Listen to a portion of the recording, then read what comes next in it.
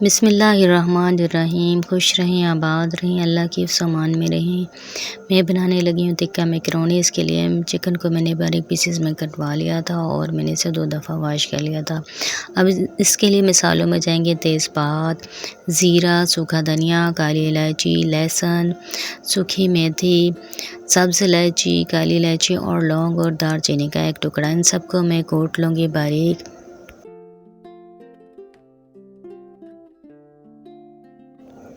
मैं कुंडी डंडे में इस मसाले को कूट रही हूँ। आप चाहें तो तिक्का मसाला भी ले सकते हैं, लेकिन मैंने इसे घर में बनाया है तो वो बहुत टेस्टी थी ये मैकरोनी। अब मैंने चिकन पर ये मसाला रख दिया। साथ ही मैं इसमें 2 से 3 अदद लीमू निचोड़ दूँगी और फिर साथ ही मैं इसमें शामिल कर दूँगी दही।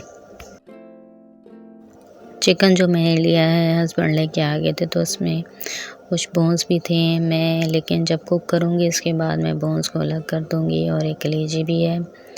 तो मसाले को जब मैं मैरिनेट कर कर फ्रिज में रख दूँगी, इसके बाद पकाऊँगी तो हड्डियाँ मैं अलग कर दूँगी।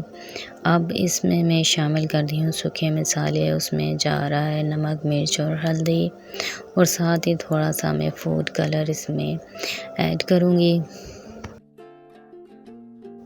अब इन तमाम चीज़ों को मैं अच्छी तरीके से मिक्स करूँगी हाथ के ज़रिए।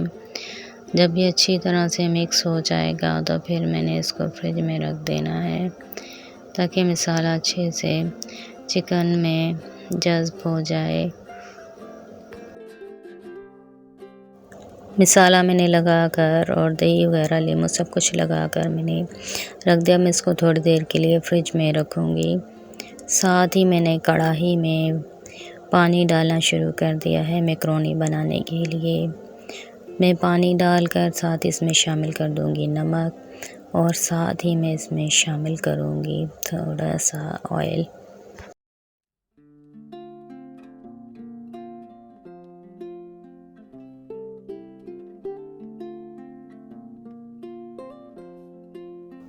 पानी गर्म होना शुरू हो चुका है तो मैंने साथ ही इस पानी में शामिल कर दी मैकरोनी।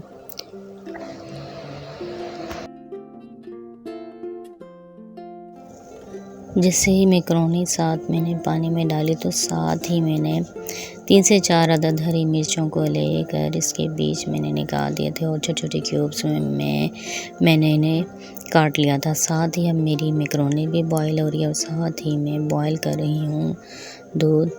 मैकरोनी को मैं चेक कर रही हूँ कि ये कुक हो चुकी है। अब मैं इसका पानी एक छलनी में से गुजार दूँगी। अब मेरी ये मैकरोनी बिल्कुल बॉयल हो चुकी है। अब साथ ही मैं एक कढ़ाई में ले लूँगी ऑयल और जो चिकन मैंने रखा था फ्रिज में वो भी मैं अब इसमें डाल दूँगी और इसको मैं पकाऊँगी। चिकन जैसे ही मैंने डाला तो मुझे ख़्याल आया कि बोनलेस चिकन होना चाहिए था, लेकिन खैर जो भी अब चिकन आ चुका है तो हम इसी से गुजारा कर लेंगे। और साथ ही साथ फिर जब ये कुक हो जाएगा इसकी हड्डियों को अलग कर दूंगी और चिकन अलग करके फिर मैं दोबारा इसमें डाल दूंगी। फ़िलहाल तो ये कुक होगा ऑयल में और इसमें ज़्यादा पानी की भी ज़रूरत नहीं पड़ेगी क्योंकि इसमें दही मैंने डाला है। अब मैं इसको ढक दूंगी, कवर कर दूंगी।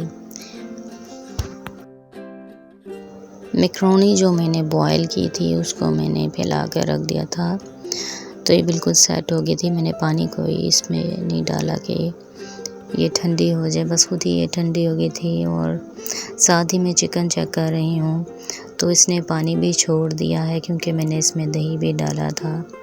अब दोबारा से मैं चेक करने के बाद ढक दूँगी। अब इसको गलने की ज़रूरत है। थोड़ी देर बाद गलने के साथ ही फिर मैंने चिकन की बोटियाँ निकाली जो हड्डियों के साथ थीं, तो इन पर से मैं गोश्त को अलहदा कर दूंगी और बोन्स को अलहदा। तो दोबारा से फिर मैं इस चिकन में शामिल कर दूंगी जो कढ़ाई में है। हड्डियों के साथ जो चिकन था वो मैंने जैसे ही निकाला तो महसूस हो रहा था कि ये बोनलेस चिकन ही था। और साथ ही ये जो कलेजी भी पड़ी है वो भी मैं निकाल लूँगी। तो बिल्कुल बस अब फिर मेरे पास रह जाएगा चिकन ही। कलेजी भी वैसे तो चिकन का ही हिस्सा है, लेकिन हम जब इस तरह की डिशेस बना रहे होते हैं तो उसमें शामिल नहीं करते। कुछ लोग तवा कलेजी भी बनाते हैं, बड़ी मज़े की बनती है कलेजी। चिकन को दोबारा से मैंने ढक कर रख दिया क्योंकि अभी भी ये सही से पका नहीं है। अब मैंने दोबारा से इसको देखा तो इसमें मुझे पानी की गुंजाइश लगी थी कि मैं इसमें शामिल करूं, तो मैंने थोड़ा सा इसमें पानी शामिल किया है क्योंकि दही का पानी तो मेरा खुश्क हो चुका था। थोड़ी देर बाद फिर मैंने इसको चेक किया है। अब जो थोड़ा बहुत भी पानी है वो मैं भून कर ख़त्म कर दूंगी। अब चिकन ने ऑयल निकालना शुरू कर दिया और पानी भी तकरीबन खुश्क हो चुका है।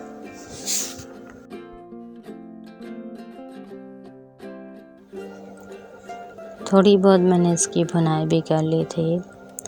अब बिल्कुल ये चिकन मेरा तैयार है, तो मैंने साथ ही इसमें शामिल कर दी मैकरोनी।